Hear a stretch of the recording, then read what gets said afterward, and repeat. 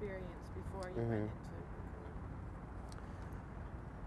The process of arranging the strings was one of the most exciting and the most gratifying things for me on the record, because it was something that I was doing alone for the most part.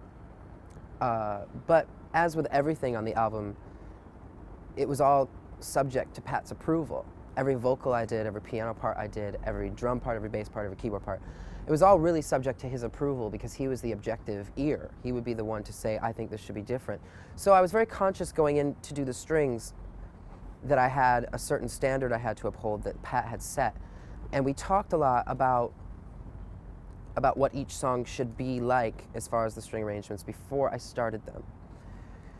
So over one weekend, I went into the studio on Saturday and Sunday and spent about 12 hours total going through each of the 5 pieces that were going to have strings and arranging all of the parts. So I would do the first violin part, and then the second violin part, the viola, the cello, the bass, and just write each part and make sure that all the transitions seem cool. And you really have to get in there, and you have to think about what's going to sound right.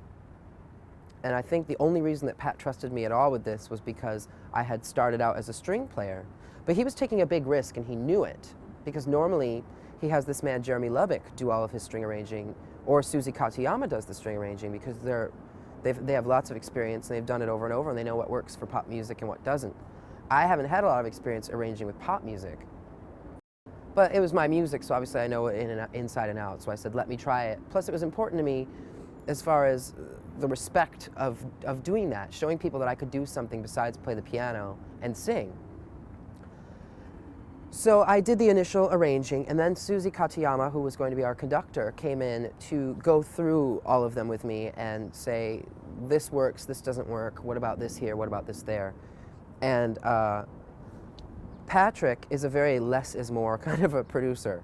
So she would actually say, okay, what if we did this here? And he would go, no, that's too much, no, that's too much. And I felt that kind of limitation too in the arrangements, because I couldn't be as dramatic. In the whole record, I felt that way. I couldn't be nearly as dramatic as I normally would be, because he didn't feel that was appropriate. And when I thought about it, because it was my first album in a major label sense, in a worldwide exposure sense, that made sense to me. So I had to really draw back my own reins